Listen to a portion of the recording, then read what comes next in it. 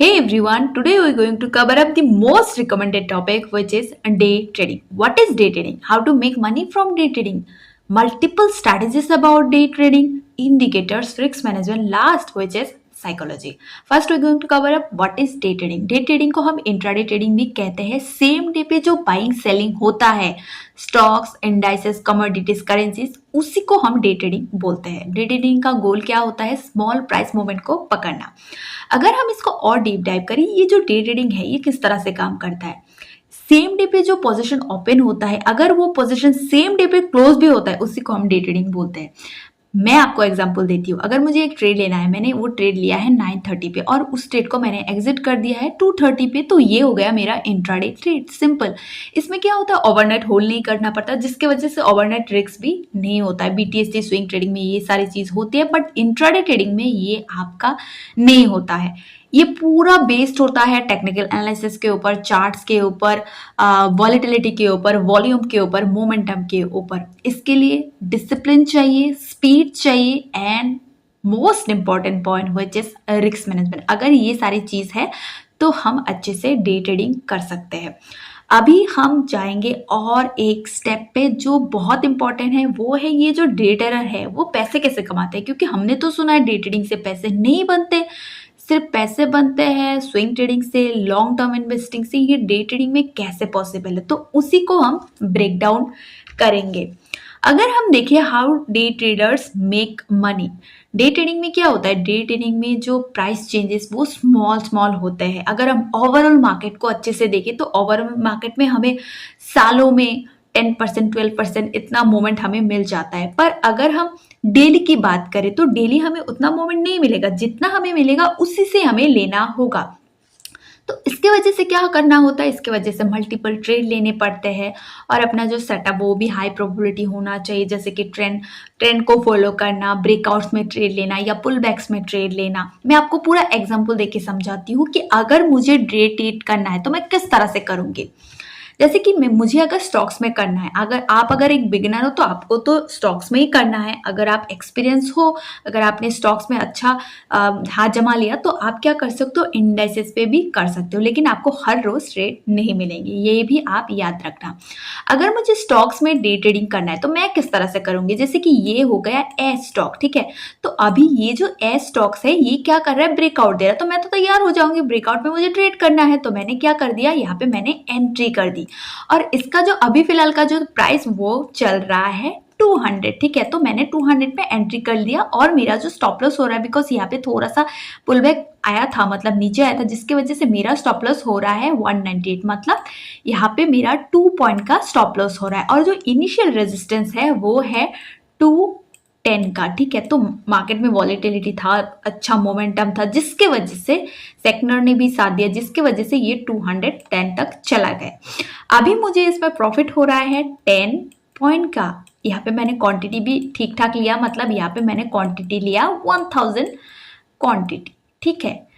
तो अगर मैं इसको अच्छे से देखूँ तो यहाँ पे मुझे 10 पॉइंट मिल रहे हैं और साथ में मेरा क्वांटिटी भी ठीक ठाक है, मतलब मैंने 1000 क्वांटिटी लिया. तो यहाँ पे मुझे जो मेरा जो प्रॉफिट बन रहा है वो बन रहा है 10,000 रुपीज. मतलब यहाँ पे मैंने 2000 का रिस्क रख के मैंने बनाया है 10,000 रुपीज. तो आंखें चमक गई आपकी. लेकिन ये हर रोज नहीं होता, कभी कभी होता है. जब मार्केट मोमेंटम पे रहता है तो आप बड़े क्वांटिटी जैसे कि 1000, 10,000 तक क्वांटिटी आप रख सकते हो. अगर मार्केट मोमेंटम पे है, सारी चीजें अच्छी चल रही है. अगर स्टॉप लॉस हिट होता है तो यहाँ पे मुझे 2000 का स्टॉप लॉस हिट होगा. मतलब आपका रिस्क मैनेजमेंट भी यहाँ पे रोल प्ले करता है. तो इस तरह से क्या बनता है, इस तरह से ट्रेड बनते हैं, इस तरह से प्रॉफिट्स भी बनते हैं, क्योंकि यहाँ पे छोटे छोटे हमें मोमेंट देखने को मिलता है. कभी कभी ऐसे स्टॉक्स है जहां हमें एक दिन में 5%, 10%, 20% तक का भी मूव देखने को मिलता है. बिकॉज उसके लिए स्किल जो है स्टॉक सिलेक्ट करना वो भी सही होना चाहिए. अगर हम और इसको अच्छे से डीप डाइव करें तो यहाँ पे मैंने और भी अच्छे से एग्जांपल दिया. जैसे कि आपने एक स्टॉक को बाय किया 100 रुपीज में, उसको सेल किया 101.20, तो यहाँ पे आपका प्रॉफिट बन रहा है 1 पर शेयर, आपका प्रॉफिट बन रहा है 1.20 पर शेयर बन रहा है. तो ये आप 2-3 टाइप भी कर सकते हो. यहाँ पे एग्जांपल दिया, क्योंकि हम जब डे ट्रेडिंग करते हैं तो हम मल्टीपल ट्रेड लेते हैं. मैं ये नहीं बोल रही हूँ कि आपको एक दिन में 10 ट्रेड लेना है, बिल्कुल भी नहीं. आपको 2-3 ट्रेड लेने हैं और उसको अच्छे से ऑब्जर्व करके मतलब उसको अच्छे से मैनेज करना है, ठीक है, बेस्ड ऑन योर क्वांटिटीज। तो क्वांटिटी अगर बिगिनर हो तो क्वांटिटी हमेशा कम रखना। अभी हम और एक स्टेप आगे बढ़ेंगे, वो है कि इसमें स्ट्रैटेजी क्या होता है, क्योंकि डे ट्रेडिंग के बारे में तो हमने तो बहुत सुना है, डे ट्रेडिंग में इतना प्रॉफिट होता है, लॉस भी होता है, पर उसका सही स्ट्रैटेजी क्या है। स्ट्रैटेजी की अगर बात करें तो मैं आपके साथ ऑलरेडी 5 स्ट्रैटेजी डिस्कस करूंगी जो बिगिनर टू एडवांस होगा। इसमें से आपको जो सही लगे वो आप अप्लाई कर सकते हो। तो पहला स्ट्रैटेजी हो गया कि trend following. Trend following actually होता है क्या है, कभी कभी हम मार्केट देखते हैं कि मार्केट कंटिन्यूअसली ऊपर भाग रहा है या कंटिन्यूअसली नीचे भाग रहा है, उसको हम बोलते हैं कि मार्केट अभी ट्रेंडिंग है, मार्केट अभी अप ट्रेंड पे है, मार्केट अभी डाउन ट्रेंड में। तब हम क्या करते हैं, हम पुल बैक्स में ट्रेड ले लेते हैं। आपकी सर से ऊपर ऊपर जा रहा होगा, मैं आपको अच्छे से एक्सप्लेन करती हूँ कि ये किस तरह से काम करते हैं। अगर हमें ट्रेंड फॉलो करना है तो हम किस तरह से ट्रेड लेंगे। सबसे पहले हम ये समझ लेते हैं कि ये जो डे ट्रेडिंग है, यहाँ पे हम एनालिसिस कहाँ करेंगे। डे ट्रेडिंग में क्या होता है, हम जो एनालिसिस करते हैं, एनालिसिस के लिए हम कौन सा टाइम फ्रेम यूज करेंगे, हम टाइम फ्रेम यूज करेंगे आवर्ली और डेली एनालिसिस के लिए। अगर कोई भी इंडाइसेस या कोई भी स्टॉक्स डेली टाइम फ्रेम या आवर्ली टाइम फ्रेम पे सही है, मतलब आप ट्रेंड पे है, तो हम क्या करेंगे, हम बाइंग साइड पे जाएंगे। अगर डाउन ट्रेंड पे है तो हम डाउन साइड के ट्रेड लेंगे। अगर साइडवेज पे है तो हम छोटे टाइम फ्रेम पे जाके साइड मतलब कुछ भी नहीं करेंगे ऑब्वियसली। तो यहाँ पे हम एनालिसिस करेंगे आवरली और डेली में, और हमारा जो एग्जीक्यूशन होगा, जो सबसे इंपॉर्टेंट पार्ट, वो होगा 5 मिनट और 1 मिनट में, ठीक है। तो 1 मिनट आपको लग रहा है कि 1 मिनट में हम करेंगे। अगर आप एक स्कैल्पर हो, स्कैल्प करना आपको सही लगता है तो आप 1 मिनट में करो, लेकिन हमारा जो एंट्री होगा वो होगा 5 मिनट में। तो ये पॉइंट आपको समझ में आ गया कि हमारा जो एनालिसिस आवरली और डेली में होगा। आवरली और डेली में जो डायरेक्शन हमें दिख रहा है उस डायरेक्शन के हिसाब से हम छोटे टाइम फ्रेम पे ट्रेड लेंगे, ठीक है। तो मैं आपको अच्छे से ये जो ट्रेंड फॉलोइंग स्ट्रैटेजी है मैं आपको अच्छे से समझाती हूँ। जैसे कि मार्केट यहाँ पे बहुत दिनों तक कंसोलिडेशन था, कंसोलिडेशन के बाद ही ट्रेंडिंग होता है। तो कंसोलिडेशन होने के बाद फाइनली मार्केट ब्रेकआउट करके यहाँ पे ट्रेंड स्टार्ट हो चुका है, कंटिन्यूअसली मूव दे रहा है। तो हम क्या करेंगे, हम ये देखेंगे डेली या आवरली टाइम फ्रेम में अगर ऐसा सेटअप हमें दिख रहा है तो हम छोटे टाइम फ्रेम में जाएंगे, जैसे कि 5 मिनट में जाएंगे। हम डायरेक्टली ट्रेड नहीं ले सकते 5 मिनट में। अगर हमें कंटिन्यूअसली ऐसे कैंडल देख रहे हैं, मतलब ग्रीन कैंडल, तो हम डायरेक्टली जंप नहीं कर सकते, क्योंकि स्टॉप लॉस कहाँ लगाओ, कंफ्यूजन है, स्टॉप लॉस तो होगा।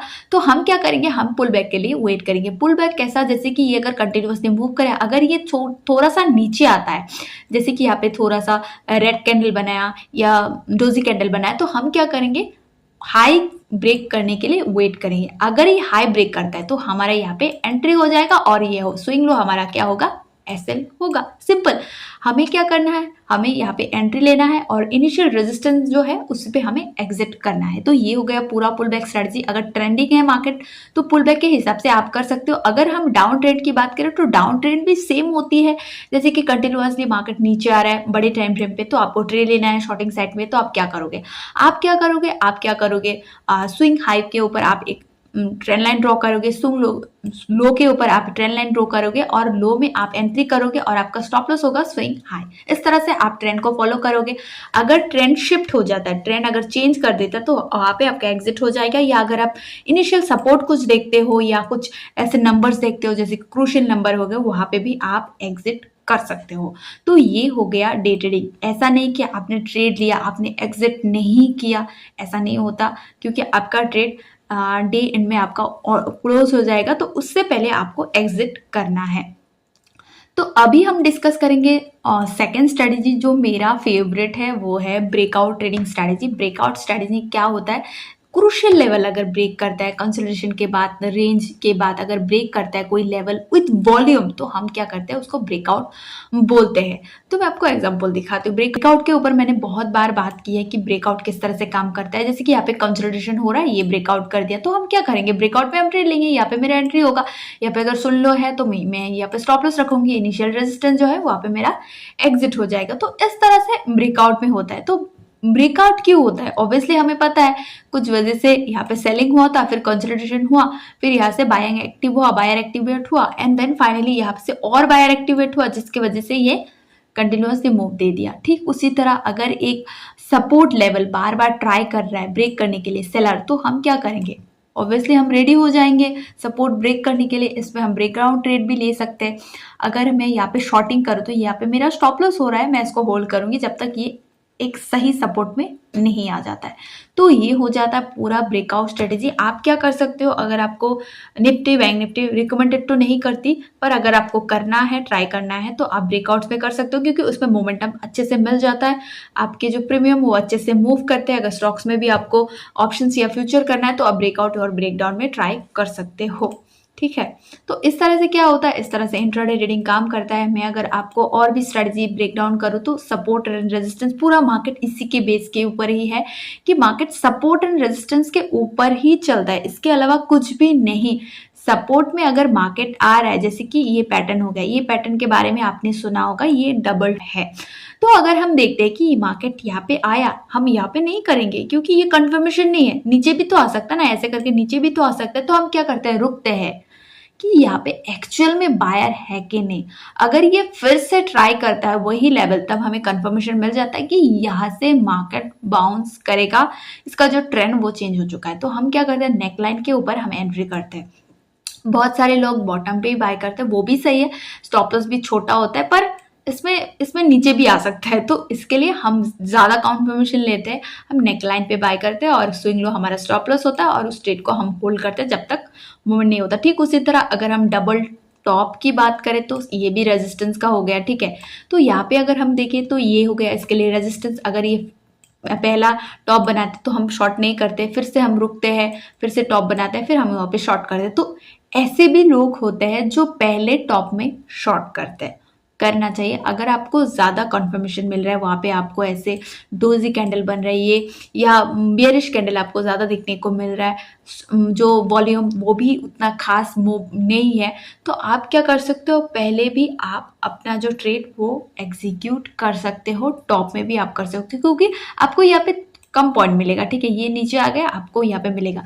तो ये आपको कौन से टाइम फ्रेम पे देखना है, ये आपको देखना है छोटे टाइम फ्रेम पे। एनालिसिस के लिए आप बड़े टाइम फ्रेम पे देखो। अगर बड़े टाइम फ्रेम में ट्रेंड जो है वो डाउन में है तो आप रेजिस्टेंस पे शॉर्टिंग कर सकते हो और सपोर्ट पे बाइंग कर सकते हो। ये बहुत बढ़िया स्ट्रेटजी है, ज़्यादातर ट्रेडर्स इसी के ऊपर ही करते हैं, मतलब सब ट्रेडर ऑब्वियसली, क्योंकि सपोर्ट और रेजिस्टेंस के ऊपर ही सारी चीज़ें चलती है।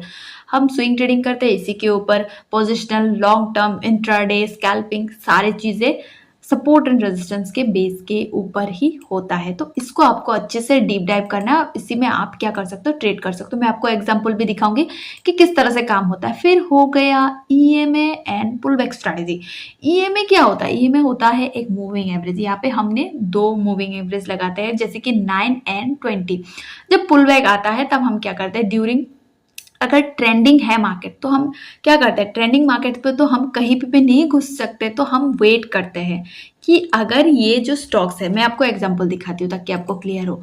जैसे कि ये हाँ एक स्टॉक्स है या इंडेक्स है, कंटिन्यूअसली ऊपर जा रहे हैं, कैंडल कितने बुरे बन रहे हैं मेरे, आप देखो ऊपर जा रहे हैं। तो अभी हमें यहाँ पे आप देखो तो यहाँ पे एक ईएमए है, इस तरह से दिखता है। आप नए हो तो आपको नहीं पता चलेगा, इस तरह से देखते हैं। तो हम क्या करते हैं, हमें हाँ ऐसे चलता है। तो हम क्या करते हैं, हम एंट्री कहाँ पे ले, तो यहाँ पे आपको देखने को मिलेगा छोटा सा पुल बैक, तो ये नीचे आएगा ठीक इस तरह से। तो आप क्या करोगे, यहाँ पे आप अपना एंट्री बना लोगे। तो आप क्या करोगे, उस मूविंग एवरेज को फॉलो करोगे। जब तक वो मूविंग एवरेज बेंड नहीं हो जाता तब तक आप क्या करोगे, उस ट्रेड को होल्ड करोगे। तो इस तरह से 9 ईएमए फिर हो गया 20 ईएमए यूज करके भी हम अपने ट्रेंड को फॉलो कर सकते हैं, हम अपने ट्रेड एंट्री और एग्जिट कर सकते हैं। बट ये याद रखना कि एनालिसिस आपको प्राइस एक्शन पे ही करना है, पूरा प्राइस एक्शन को समझना है, पूरा आप इंडिकेटर के ऊपर डिपेंड मत होइए। इंडिकेटर आपको डायरेक्शन दिखाता है, मतलब आप एंट्री एग्जिट कर सकते हो, बट आपको ट्रेड लेने से पहले प्राइस एक्शन को ही देखना है, ना कि ईएमएस। ठीक है, तो अभी अगर हम और एक चीज़ की बात करें तो वो हो गया स्कैल्पिंग। स्कैल्पिंग बहुत अभी तो ज़्यादा चल रहा है स्कैल्पिंग। तो स्कैल्पिंग के क्या होता है, छोटा छोटा हम पॉइंट पकड़ने की कोशिश करते हैं, छोटा छोटा। यहाँ पे आप देखो क्विक ट्रेड्स फॉर 2%, 0.5% मूव्स, एकदम छोटे छोटे पॉइंट, जैसे कि सपोर्ट एंड रेजिस्टेंस के लिए ये बहुत बढ़िया होता है। मार्केट सपोर्ट पे है, यहाँ पे थोड़ा सा डब्ल्यू पैटर्न जैसा दिखा, फिर यहाँ पे मूव करना स्टार्ट कर दिया तो सेकंड कैंडल पे लोग घुस जाते हैं, एंड देन जब रेजिस्टेंस मिलता है वहाँ पे एग्जिट करते हैं, फिर ट्राई करते हैं, फिर ट्रेंड चेक करने के लिए। ये क्या होता है, ये जो होता है ट्रेड वो होता है पूरा 1 मिनट में होता है। बहुत सारे लोग 5 मिनट में भी प्रेफर करते हैं, लेकिन 1 मिनट में ज़्यादा फ्लेक्सिबल है होता है, क्योंकि एक दो कैंडल पे आप निकल आते हो, कभी कभी एक कैंडल पे भी आप निकल सकते हो अगर मार्केट आपके हिसाब से काम करे। तो स्कैल्पिंग में क्वांटिटी भी ज़्यादा लगता है और रिस्क भी ज़्यादा होता है, तो उसके लिए स्किल की ज़रूरत है। अगर स्किल नहीं है प्रॉपर, पैसे देख के अगर आप आ रहे हो तो यहाँ से आप बहुत बुरे तरीके से फंसोगे, तो ये आपको नहीं करना है, ठीक है। आपको क्या करना है, आपको ट्रेंड फॉलोइंग आप यूज़ कर सकते हो, ब्रेकडाउन स्ट्रेटेजी भी यूज़ करते हो, और सपोर्ट एंड रेजिस्टेंस भी सही रहता है। तो ये हो गया पूरा इंट्राडे ट्रेडिंग स्ट्रेटेजी। आपको कौन सा सही लगा, आप कौन सा करना पसंद करोगे या प्रेफर करोगे, आप बता सकते हो, क्योंकि हर एक स्ट्रेटेजी का कुछ यूनिकनेस है, तो हर एक में कुछ चीज़ है तो जिसकी वजह से हम क्या कर सकते, हर एक चीज़ को हम फॉलो नहीं कर सकते। इसमें से जो हमें सही लगता है वही हम क्या करते हैं, फॉलो करते हैं। अभी मैं आपके साथ प्रैक्टिकली दिखाऊंगी कि किस तरह से इंट्राडे ट्रेडिंग होता है। तो उसके लिए मुझे जाना होगा चार्ट्स पे, चार्ट्स को मैं अच्छे से ऑब्जर्व करूंगी। तो ये एनएससी का वेबसाइट खुला है, मैं आपको चार्ट्स पे दिखाती हूँ कि किस तरह से एक्चुअली होता है। तो अगर हमें इंडाइसिस पे करना है तो हम किस तरह से करेंगे, अगर हमें स्टॉक्स पे करना है तो हम किस तरह से करेंगे, हम पूरा सीखेंगे। तो अगर हम आज की मार्केट की बात करें तो आज अगर हमें आज ट्रेड करना होता तो हम किस तरह से करते हैं। जैसे कि आज का जो मार्केट था, आज का जो मॉर्निंग या आफ्टरनून का मार्केट था वो बहुत सही था। फिर आप अगर देखो सेलिंग आया है मार्केट में, थोड़ा बहुत सेलिंग आया है। अगर हम ओवरऑल मार्केट को देखें तो ओवरऑल मार्केट अप ट्रेंड में है। तो यहाँ पे अगर हम देखें तो अभी तो थोड़ा बेयरिशनेस दिख रहा है, लेकिन अगर हम इसको अच्छे से ऑब्जर्व करें तो ये बाइंग साइड में है। तो मैं आपको ले जाती हूँ 5 मिनट में, ठीक है। तो ये कैंडल आप भूल जाओ, इस यहाँ तक रहो और देखो कि मार्केट का जो ट्रेंड है वो ओवरऑल अप ट्रेंड में है। तो हम क्या करेंगे, हम इसको छोटे टाइम फ्रेम पे डाइवर्ट करेंगे। इस छोटे टाइम फ्रेम पे देखेंगे कि यहाँ पे हमें बाइंग ट्रेड्स मिल रहे हैं कि नहीं, क्योंकि मार्केट थोड़ा बहुत अप ट्रेंड पे है। तो अगर हम इसको अच्छे से ऑब्जर्व करें तो आपको ऐसा लग रहा होगा कि अप ट्रेंड पे है, लेकिन ये अगर पहले सेशन पे तो ये नीचे आया, फिर अगर हम सेकंड सेशन में जैसे कि 3 PM पे भी ये नीचे आया, तो हम ट्रेड कहाँ पे करें। तो हमें अगर इंट्राडे ट्रेड करना है तो हमें पहले ही ट्रेड एग्जीक्यूट नहीं करना है। 10 to 15 मिनट हमें रुकना है जब तक एक स्ट्रक्चर नहीं बनता, क्योंकि ओवरऑल मार्केट अप ट्रेंड में है, सारे इंडाइसेस नहीं है, स्पेशली बैंक। तो हम क्या करेंगे, बाइंग साइड पे ट्रेड लेंगे, पर यहाँ पे पहला कैंडल हमें रेड देखने को मिला, तो हम क्या करेंगे, हम शॉर्टिंग करेंगे, बिल्कुल भी नहीं, हम वेट करेंगे। अगर हम यहाँ पे देखें तो यहाँ पे फिर से ये शॉर्टिंग हुआ, तो आप सोच रहे होंगे कि यहाँ पे हम शॉर्ट कर देते हैं और हम होल्ड करेंगे, तो यहाँ पे आपको लॉस होगा। आप क्या करोगे, आपको रुकना है। आप रुक के क्या करोगे, आप इसके हाई का ब्रेक करने के लिए वेट करो। यहाँ पे हाई ब्रेक हुआ, 59,040 पे ब्रेक हुआ। आप अगर इसको अच्छे से एनालिसिस करो, हाई ब्रेक करने के बाद किस तरह से मूवमेंट दिया, तो अगर हम यहाँ पे एंट्री करते हैं जैसे कि 50,000, अगर 59,000 का हम एटीएम का कॉल लेते हैं, तो आपको अगर देखने को मिलेगा कि यहाँ पे जो इनिशियल रेजिस्टेंस था वो इनिशियल रेजिस्टेंस यहाँ पे था, ठीक है। तो यहाँ पे रेजिस्टेंस था, मार्केट वहाँ से ही घूमा, 59,233 से मार्केट घूम गया है। हम एंट्री यहाँ पे लेते हैं, हमारा स्टॉप लॉस होता है यहाँ पे और हमारा एग्जिट होता है यहाँ पे। अभी आप सोच रहे होंगे कि यहाँ से तो मार्केट और ऊपर गया, इंट्राडे ट्रेडिंग है। इंट्राडे ट्रेडिंग में हमें रेजिस्टेंस पे एग्जिट करना ही होता है। रेजिस्टेंस पे अगर हम एग्जिट नहीं करते तो हमें प्रॉब्लम देखने को मिलता है, मतलब हमारा जो प्रॉफिट वो हाथ से चला जाएगा, क्योंकि ये ऑप्शन है, टोटल ऑप्शन। तो हम क्या करेंगे, मार्केट ओवरऑल अप ट्रेंड पे है तो हम फिर से ट्रेड लेने की कोशिश करेंगे। तो हम क्या करेंगे, हम वेट करेंगे जब तक ये कंसोलिडेशन नहीं होता, क्योंकि ऑलरेडी ये सुबह से मोमेंट दे चुका है, तो हम कंसोलिडेशन के लिए वेट करेंगे। तो ये कंटिन्यूअसली कंसोलिडेशन हुआ, फाइनली 1155 पे ये ब्रेक कर दिया, तो यहाँ पे फिर से ट्रेड एंट्री होता है। एंड अगर आप यहाँ से अच्छे से नोटिस करो तो ये एक रेजिस्टेंस था जहां से मार्केट फिर से घूम गया।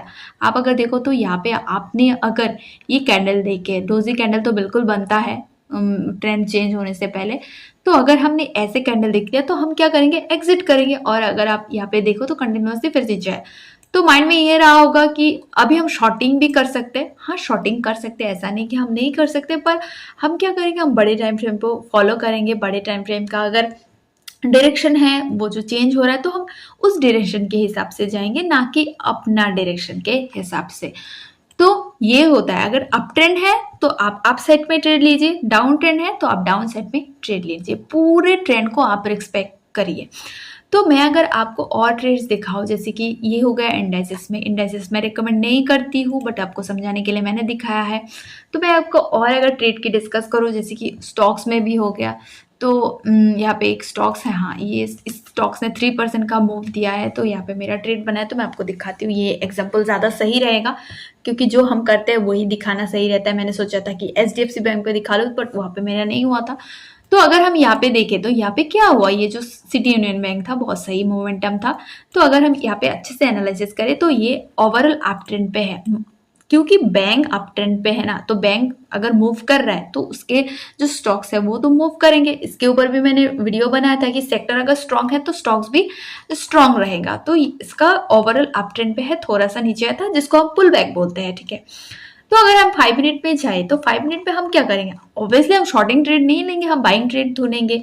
तो यहाँ पे अगर आप नोटिस करो तो यहाँ पे पहला कैंडल जो ग्रीन बनाने के बाद कंसोलिडेशन हुआ। कंसल्टेशन होने के बाद अगर आप देखो तो मेरा जो ट्रेड हुआ था, यहाँ पे ट्रेड हुआ था 66 में मेरा एंट्री हुआ था, कंटिन्यूअसली मूव कर रहा था। अगर आप देखो इसका जो रेजिस्टेंस भी यहाँ पर ही है, तो ये यहाँ पे हम एग्जिट कर सकते हैं या हम होल्ड भी कर सकते हैं। अगर हम हमारा जो ट्रेड वो स्विंग लेवल का है या हम पोजिशनल करना चाहते हैं तो हम एग्जिट भी कर सकते हैं या हम उसको होल्ड भी कर सकते हैं। तो इस तरह से हम स्टॉक्स में भी कर सकते हैं, किसी भी स्टॉक्स आप लार्ज कैप पे भी कर सकते हो, मिड कैप पे भी कर सकते हो, बट आपको सपोर्ट एंड रेजिस्टेंस को फॉलो करना है, ना कि आपने रेजिस्टेंस देखा एग्जिट नहीं किया, आप बैठे हुए हो तो आपको मे बी आपका प्रॉफिट आपसे हाथ से चला जाएगा। रेजिस्टेंस है आप एग्जिट करो, जितना पॉइंट भी आपको मिल रहा है ठीक है, उसको आप एक्सेप्ट करो, बट आप ट्रेंड को हमेशा रिस्पेक्ट करना। तो इस तरह से हम क्या करते हैं, इस तरह से हम डे ट्रेडिंग कर सकते हैं, ठीक है। तो अभी हम और एक स्टेप आगे बढ़ेंगे, विच इज इंडिकेटर। ये सबका फेवरेट है मुझे पता है, क्योंकि इंडिकेटर सबको पसंद है कि इंडिकेटर लगाना कितना अच्छा है, मार्केट का व्यू बदल जाता है ना। तो इंडिकेटर का मतलब ये नहीं कि हम हजारों इंडिकेटर चार्ट पे लगाए और हमें समझ में ही नहीं आए। हमें सिर्फ 2-3 इंडिकेटर लगाने हैं जिसपे हमें डायरेक्शन पता चले, मार्केट का स्ट्रेंथ पता चले, मार्केट में बायर इंटरेस्टेड है या नहीं, ये सारी चीजें पता चले। तो पहला हम लगाएंगे वॉल्यूम। वॉल्यूम बहुत इंपॉर्टेंट है, क्योंकि वॉल्यूम से क्या पता चलेगा, वॉल्यूम पे पता चलेगा कि बायर है या नहीं। अगर बायर नहीं है तो ये चलेगा, बिल्कुल भी नहीं चलेगा। तो आप अगर नोटिस करते हो मेरे हर एक चार्ट्स पे वॉल्यूम लगा हुआ आता है, क्योंकि यहाँ पे मुझे कंफर्मेशन मिलता है क्योंकि बायर है या नहीं। बायर अगर नहीं है तो ये नहीं चलेगा। तो आपको क्या करना है, बड़े टाइम फ्रेम पे जाना है और अच्छे से वॉल्यूम का एनालिसिस करना है। अगर वॉल्यूम इंक्रीज हो रहा है तो बायर वहाँ पे एक्टिव होगा और ये अच्छे से ब्रेकआउट्स भी देगा। ब्रेकआउट के लिए वॉल्यूम बहुत इंपॉर्टेंट रोल प्ले करता है। फिर हो गया दूसरा इंडिकेटर, वो हो गया अगर हम देखें तो RSI के ऊपर मैंने एक डिटेल वीडियो बनाया था जहाँ पे मैंने बोला था कि RSI जो ट्रेड होता है वो गोल्डन ट्रेड होता है, बहुत सही ट्रेड मिलते हैं हमें। RSI का मेरा जो सेटिंग है वो थोड़ा अलग है, आप उस तरह से कर सकते हो 60-60-60, मतलब डेली में भी 60 हो रहा है, वीकली में भी 60, मंथली में भी, ये बहुत सही ट्रेड मिलता है। अगर आपको इंट्राडे ट्रेड करना है RSI के बेस के ऊपर तो आपको देखना है कि आवरली में 60 बन रहा है या नहीं। तो आवरली में अगर 60 बन रहा है, 5 मिनट में अगर 40 में है, तो आप वहाँ पे एंट्री अपना बना सकते हो। अच्छे से आपको ऑब्जर्व करना है, ठीक है। तो RSI के ऊपर अगर आपको डिटेल में वीडियो चाहिए आप कमेंट पे बोल सकते हो, मैं उसके ऊपर एक डिटेल में वीडियो बनाऊंगी जहाँ पे मैं RSI को अच्छे से समझाऊंगी विथ प्राइस एक्शन। तो RSI हमें स्ट्रेंथ बताता है कि मार्केट में स्ट्रेंथ है या नहीं। इसको अगर आप 5 मिनट पे अच्छे से एनालिसिस करो तो ये क्या हो रहा है, 60 के ऊपर है, मतलब स्ट्रेंथ है। फिर से नीचे आया, नीचे अगर आप देखो 40 में सपोर्ट लिया, 40 में सपोर्ट लिया, अभी ये फिर से 60 ब्रेक करेगा। 5 मिनट में बता रही हूँ, लेकिन अगर हम ओवरऑल देखें तो इसका स्ट्रेंथ बहुत सही है डेली, वीकली, मंथली में, ठीक है। तो अगर हम इसको और अच्छे से ऑब्जर्व करें, जैसे कि मैंने यहाँ पे बोला था स्ट्रेटजी पे कि EMA हम लगा सकते हैं, EMA हम 9 लगा सकते हैं, 20 लगा सकते हैं, 50 लगा सकते हैं। तो मैं अगर आपको लगाऊं तो यहाँ पे आप देख सकते हो, यहाँ पे मैंने EMA लगाया है आपको दिखाने के लिए कि ये हो गया 9 EMA। तो ये 9 EMA हमें बताएगा एंट्री हमें कहाँ बता रहा है, यहाँ हमें एंट्री बता रहा है, ठीक है। EMA बता रहा है, प्राइजेशन के हिसाब से ये ठीक है जगह, और यहाँ पे भी ठीक है, बट EMA हम ये बता रहा है। और अगर हम एग्जिट देखें तो ये तो कंटिन्यूअसली मूव कर रहा है, तो एग्जिट हम देखें तो ये ब्रेक कर चुका है, तो यहाँ पे हमारा एग्जिट हो गया अगर हम इंट्राडे करते हैं। मतलब अगर ईएमए के नीचे आ गया है, नीचे अगर कंटिन्यूएशन कर रहा है, तो हम क्या कर सकते हैं, एग्जिट कर सकते हैं। तो आप क्या कर सकते हो, यहाँ पे आपको शॉर्टिंग ट्रेड में मिलेंगे। देखो आप देखो अच्छे से देखो, ईएमए को क्रॉस कर दिया, फिर कंटिन्यूअसली नीचे आए। ऐसा ये मतलब समझ लेना, आप ऐसा मत समझ लेना कि ये मैं देख के ही मैं एंट्री एग्जिट सारी चीज करूंगा, बिल्कुल भी नहीं। प्राइस एक्शन को फॉलो करो, अगर प्राइस एक्शन सही है तो वहां पे आप ईएमए लगा के एंट्री एग्जिट ढूंढ सकते हो। फिर और एक इंडिकेटर हो गया, वो है सुपर ट्रेंड। सुपर ट्रेंड हमें ट्रेंड बताता है मार्केट का, एंट्री एग्जिट भी ये बताता है। ट्रेंड कन्फर्मेशन के लिए हम सुपर ट्रेंड यूज कर सकते हैं। तो ये हो गया इंडिकेटर। अभी हम जाएंगे जो सबसे बढ़िया पार्ट है, मे भी बहुत सारे लोगों के लिए ये अजीब पार्ट है, कि रिस्क मैनेजमेंट। क्योंकि रिस्क मैनेजमेंट बहुत अजीब चीज़ है, कैसे फॉलो करें, लॉस कितना होगा, प्रॉफिट कितना होगा, क्या करें। प्रॉफिट हमें अच्छा लगता है बट लॉस हमें अच्छा नहीं लगता। तो रिस्क मैनेजमेंट बहुत सारे लोग पसंद नहीं करते, मोस्ट ऑफ द बिगिनर इसको इग्नोर करते हैं। बट ये अगर आप इग्नोर करते हो तो मार्केट आपको बहुत बुरे तरीके से इग्नोर करेगा, मतलब आपका सारा पैसे लेके भाग जाएगा। तो आपको ये नहीं करना है, आपको बिल्कुल भी रिस्क मैनेजमेंट को इग्नोर नहीं करना है। तो पहला पॉइंट हो गया कि always use stop loss. Without stop loss आपको ट्रेड नहीं करना है, आप लिख लो इस चीज को। मैं आपको बता रही थी पहले कि मुझे यहाँ पे ट्रेड मिला है 1000 में, तो मेरा जो स्टॉप लॉस होगा वो 998 पे होगा। अगर मैं 200 पे एंट्री कर रही हूँ, मेरा स्टॉप लॉस कितना हुआ, 198। पहले स्टॉप लॉस बाद में एंट्री। अगर हमने पहले स्टॉप लॉस को फिक्स नहीं किया तो हम एग्जिट कहाँ पे करेंगे। मार्केट का ट्रेंड चेंज हो चुका बट हम एग्जिट नहीं कर पाते, बिकॉज हमारे अंदर वो स्टॉप लॉस जो है फिक्स ही नहीं है। तो आपको स्टॉप लॉस लगाना है, मैन्युअली आपको स्टॉप लॉस लगाना है, ना कि माइंड में रखना है। फिर हो गया सबसे मोस्ट इंपॉर्टेंट पॉइंट, वो है अपने कैपिटल को प्रिजर्व करना। मतलब अपने कैपिटल के सिर्फ 1 और 2% का ही रिस्क लेना, उससे ज्यादा नहीं। अगर मेरे पास 50,000 कैपिटल है तो मैं उसको 1 और 2% का रिस्क लूंगी, जैसे कि 500 हो गए या 1000 होगा। अगर मेरे पास 1 लाख रुपए कैपिटल है तो मैं उसको 1% या 2% लूंगी, 1000 या 2000, उससे ज्यादा नहीं। अगर मैंने एक दिन में 10,000 रुपए गवा दी तो उसका क्या रिस्क मैनेजमेंट रहा। मतलब अगर मैं कंटिन्यूसली 10 ट्रेड में लॉस हो रही हूँ तो मेरा पैसा चला जाएगा ना, कैपिटल वाइप आउट। ये बिल्कुल भी नहीं करना है। ओनली 1 और 2% ही रिस्क लेना है इंट्राडे ट्रेडिंग में, उससे ज्यादा नहीं। क्योंकि अगर उससे ज्यादा आप कर रहे हो तो आप बुरे फंसोगे।